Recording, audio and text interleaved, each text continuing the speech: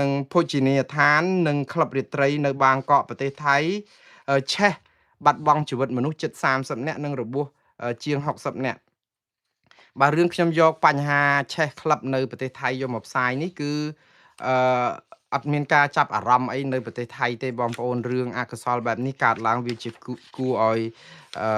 យើងចូលរួមរំលែកទុកទៅក្រុមគ្រួសារសពគ្នាដោយទាំងប៉ូលីសថៃ2នាក់ទៀតហើយតារាចម្រៀងប្រចាំក្លឹបកន្លែងនៅសួនចតុចក្រនៅក្រុងបាងកកហ្នឹងស្ត្រីម្នាក់ក៏ស្លាប់អ្នកចម្រៀងប្រចាំក្រុមវងតន្ត្រីនៅហាងហ្នឹង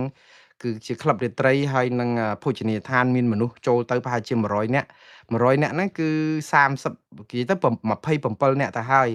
អាចឡើងទៀតចំនួនអ្នកស្លាប់នេះព្រោះអីស្លាប់27នាក់នៅនឹងកន្លែងដែលគេរកឃើញសាកសពហ្នឹងហើយ63នាក់ទៀតរបួសធ្ងន់ស្រាលដែលស្លាប់ជាបន្តបន្ទាប់ចឹងចំនួនអ្នកស្លាប់អាចកើតឡើងទៀតរឿងដែលសំខាន់គឺនៅបាងកកនេះមិនមែនជាលើកទី1ទេដែលមានការស្លាប់នេះគឺឆេះក្លឹបនេះធ្លាប់មានពីមុនមកដែរ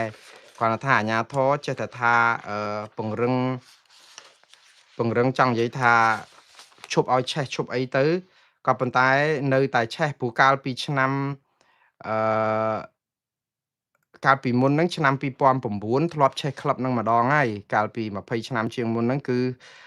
ស្លាប់មនុស្សជាង66អស់66នាក់របួស200នាក់គឺក្លឹបនៅទីផ្សេងហ្នឹងមិនមែនក្លឹបដដែលទេហើយតែយ៉ាងណាខ្ញុំចង់លើកហ្នឹងចេះកាសែតថៃគេផ្សាយព័ត៌មានអំពីគ្រោះថ្នាក់អគ្គិភ័យហ្នឹងណាខ្មែរយើងបងប្អូនជាងពាក់កណ្ដាលនៅក្នុងការដែលទៅចេញ comment ណាចេញមតិនៅក្នុងកាសែតថៃពីការស្លាប់ហ្នឹងគឺយើងបច្ចេគេថាសមនឹងស្លាប់សមនឹងអីខ្ញុំនឹកថាវាយំក្នុងចិត្តណាបងប្អូនខ្មែរយើងហេតុអីបានជាសិលធម៌យើងទៀបយ៉ាងនេះបងប្អូនយើងមិនពេញចិត្តថៃរឿងឈ្លានពានយើងដឹងហើយយើងដឹងតែ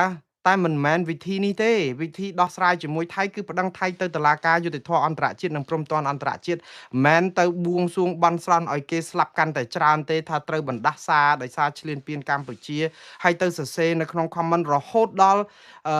ជនជាតិថៃនឹងគេដាក់មកទៀតគេពមៀនទៀតគេថាចាំមើលបន្តិចទៀតណាមានកណនីដែលជាខ្មែរហ្នឹងនឹងនិយាយបច្ចេនិយាយ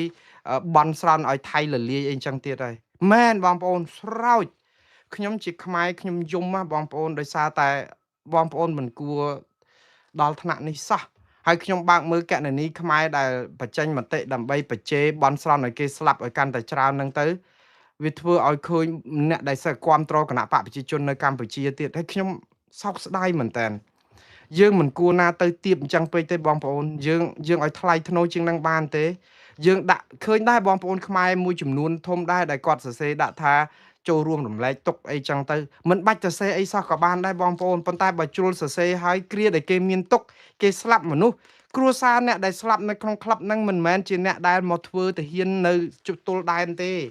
មិនមែនជាអ្នកចូលរួមក្នុងនយោបាយដើម្បីបំផ្លាញខ្មែរនឹងទេគាត់ជាប្រជាពលរដ្ឋសាមញ្ញជាអ្នកដែលចូលទៅកំសាន្តនៅក្លឹបរាត្រីចោះបើបងប្អូនមានក្រុមគ្រួសារគេឆេះក្លឹបឆេះអីនៅក្នុងស្រុកខ្មែរឬក៏អីស្លាប់ហើយបើគេមិនចូលរួមរំលែកទុកគេមកបច្ចេឲ្យយើងស្លាប់សំតែស្លាប់តើយើងឈឺចាប់ប៉ុណ្ណាបងប្អូនយើងឈឺចាប់នឹងការស្លាប់របស់ក្រុមគ្រួសារដែលមិនអាចមួយត្រឡប់មកវិញហើយយើងឈឺចាប់នឹងជំងឺផ្លូវចិត្តដែលយើងទាំងអស់គ្នាហើយទៅជាឈឺចាប់ស្អប់ពូជសាសន៍ទៀតពូជសាសន៍ខ្មែរនិងពូជសាសន៍ថៃនឹងស្អប់គ្នាគ្មានទីបញ្ចប់